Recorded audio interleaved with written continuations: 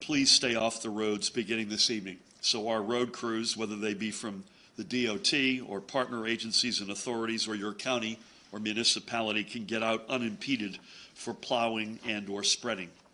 If you are out and see a road crew working, please let them have the road ahead of you. As Diane has mentioned many times before, our highway crews especially work in formation. So anything you can do to allow them to keep plowing forward together is not just appreciated, but it's necessary. In the southern part of the state and along the shore, our major concern is going to be with the wind, which could bring down trees and power lines. As always, if you do lose your power, call it in immediately to your utility. If you happen to see a downed power line, stay clear of it. Please, God, stay clear of it. And again, call it in. And please remain mindful that while our utilities will try to restore power as quickly as possible, utility crews may not be able to get up in a bucket safely to fix a line in the midst of strong gusts. I've exchanged conversations and or notes with the leadership of the three big electric service providers, and I would say the specific concern, as Joe will get into, is wind, and I think in ACE's case at least, they're particularly focused on Cape May County. And just as with our last storm, the reality of the moment means that some road and utility crews are going to be facing this storm shorthanded because of COVID illnesses. It's fair to say, Diane and team, it's better than it was the last series of storms, so it's continually getting better, but it is still in our midst. But everybody's going to do everything they can with the people they have and work in partnership with others where they can. We do ask for your patience and understanding and, of course, your cooperation.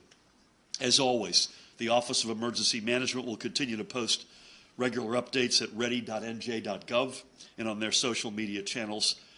We'll also be keeping everyone updated on our official state channels, including at NJGov on Twitter. So everybody, please be safe and smart. With that, please help me welcome the Commissioner of the Department of Transportation, Diane Gutierrez-Scicchetti. Diane? Thank you. Good afternoon. As Governor said, we are planning for a winter storm. Anybody who's been watching the news over the last few days, I'm sure is familiar with, I believe this is Izzy. So we're on our 9th storm in probably the last 3 to 4 weeks, so we've been busy.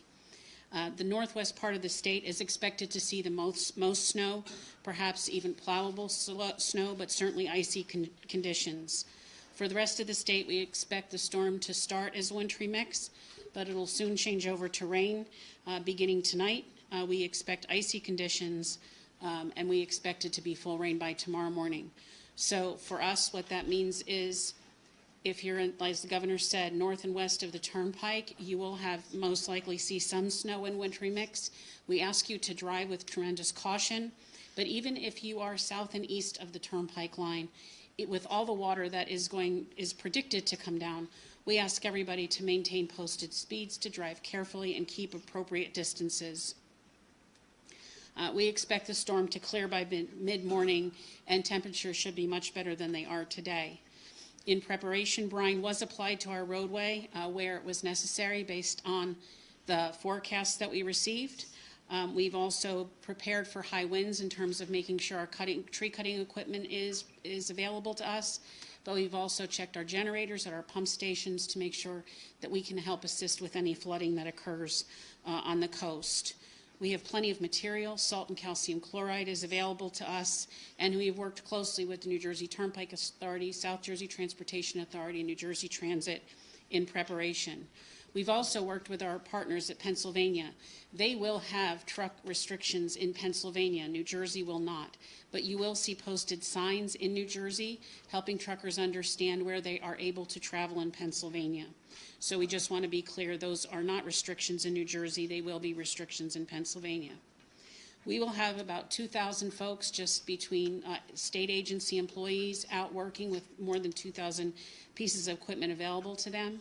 We've touched base with all of our contractors. Should we need to call them in, they are ready and available to assist us and have appropriate staff levels. We have also pre-positioned our towers. So on I-78, particularly near Jugtown Mountain, I-280, 287, and Route 80, you will see us have towing assets available to quickly clear any accidents that may occur. As always, we ask if you don't have to be on the roads tonight, if you can stay home. We've been talking about the fact there's lots of good football on tonight. I'm sure there's plenty of other good TV on, read a book. Tonight would be a good night to stay put. I think tomorrow afternoon will be much, much better if you have to go out. The other thing I ask is that if you are out, please be patient, take your time. Many of our crews will be working, but so will many of our partners in law enforcement and first responders. We ask that you remember the move over law.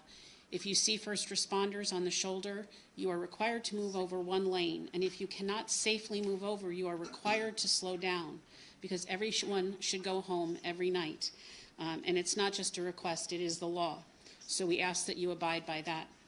For New Jersey Transit, they expect regular holiday schedule on its rail, bus, light rail, and access link systems, but they are closely monitoring the North Jersey coastline and the Northeast Corridor, as they will be most impacted by the storm. Before starting your trip, please visit njtransit.com and select the Travel Alerts tab for your up-to-the-minute service. If you do not have access to a computer, you can call 973-275-5555 for that up-to-date information. We ask if you are out, again, please use extreme caution when walking on exposed sidewalks, station platforms, or when boarding trains and buses. Please remember face coverings are required on all mass transit. And as far as Amtrak is concerned, we know that they have some modifications to their schedule. If you go to amtrak.com, you'll be able to see those as well. And with that, Governor, I'll turn it back to you. Thank you, Diane. As Diane mentioned, there's good football on tonight, unlike last night. Also, we're benefited by the fact that tomorrow is a holiday, obviously in honor of the Reverend Dr. Martin Luther King, Jr. Obviously, that allows us a break as it relates to the morning commute, where this storm is still going to be very much at high pitch. With that, please help me welcome the Superintendent of the State Police, Colonel Pat Callahan. Good afternoon, everybody. I'll just be brief in what we've done from a statewide emergency management perspective. The last few days we've been on with National Weather Service, both Matt Holly and Upton. Was actually on twice with them today, early this morning, as well as at noon with all 21 county OEM coordinators, as well as our state emergency management partners, Board of Public Utilities, DOT, DEP. Our State Emergency Operations Center will be monitoring this and will certainly be able to respond to any resource requests. To the Governor's point, that coastal flood advisory is probably amongst our greatest concern. We will have high water vehicles ready from our urban search and rescue team in order to deploy. Our partner DEP, phenomenal. They were actually out this week doing beach assessments just to make sure that if this storm erodes our coast, that we're poised to work with FEMA and the Army Corps of Engineers so we know what those beaches look like ahead of time, especially if we need to bring them in for assistance. To the Governor's other point, at 4 to 10 a.m. is when we're looking at that, the high tide, full moon, the surge. There's some areas up in North Jersey and Manhattan Harbor, Hudson area, we're expecting 1 to 2 feet of inundation. So again, if you do not have to be out in it, we recommend that you stay home. Prior to going out, we always recommend that you check 511nj.org. That's 511nj.org. That has all the up-to-date travel conditions and any issues that we're dealing with from a statewide perspective. Ready.nj.gov. I actually went on that this morning just to see how up to date it is. We're keeping that and all of our social media platforms up to date.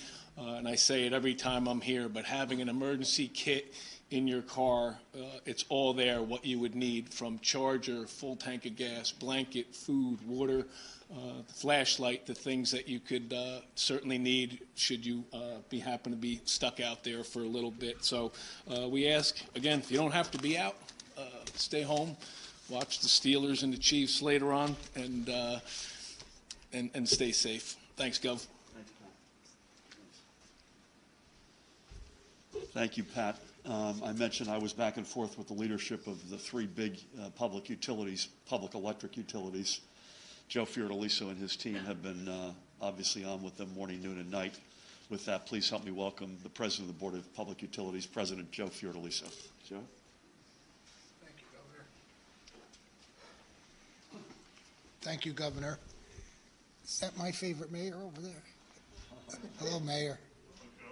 Good. Thank you very much. And I think one of the biggest problems we're going to have as far as this particular storm is concerned is the wind. As the forecast has evolved, it seems like the majority of the state, from what I saw, is going to eventually get rain. But the wind is going to be a problem. And as you know, if that wind exceeds 40 miles per hour, we can't expect, nor do we want, any utility worker to go up in a bucket truck. It's dangerous. We could put their lives at risk, and certainly we don't want to do that. So please be patient.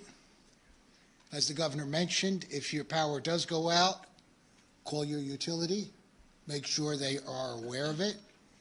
Don't assume that they know it, because most likely they don't. So call them, let them know that. And the other thing, if there are power outages and lines are down, please stay away from those lines. You have to assume that those lines are hot, which means that they can literally kill you. And certainly we don't want anything like that to happen. So if you see a down wire, stay away from it. Call the utility, let them know about that down wire. And I'll just reiterate what my colleagues have said. Stay home, watch the Chiefs beat the Steelers, and we can all have a nice evening, and thank goodness tomorrow is a holiday, and we can get this all cleaned up, hopefully, by the end of the day. Stay safe, please. Thank you, Governor. Thank you, Joe. I'm on the other side of that in terms of the Steelers, but we'll see how that turns out tonight. Good words of wisdom. Anybody have any questions here? Sir? So no state of emergency? No state of emergency. Gotcha. Two quick follow-ups. So any other specifics on air quality with the warehouse fire and estimates on cleanup? Anything further on that? Nothing further beyond what I said, but we can follow up. Where are you, Mike? You can follow up, and if we have anything on that, we'll come back to you. Can I ask one more? Sure. Cases are dropping. Wanted to see if there's any, hopeful signs that the state can Yeah, get away from that. I'm glad you asked that question, because I was going to mention that up front. Hospitalizations are down again today. Cases are down. Positivity rate, Paramount, is down to low 20s. That was up at 40% not that many days ago. RT, rate of transmission, continues to drift. So those are all very, very good signs. Still not out of the woods, but very, very good signs. And we'll follow up with you on the Passaic fire aftermath. And this is, I'll leave everybody with the thought triggered by your question about state of emergency. So no state of emergency. Obviously, we have to reserve the right, if we think we need it, to put one in place, but we do not believe that we need it. This storm, and my colleagues can correct me if they see this differently, will not go in the record books for accumulation of snow.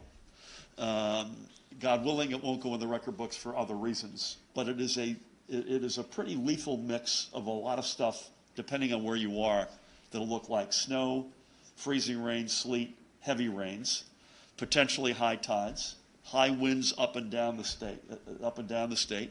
In the north and northwest, you'll get some accumulation. There's no question about it.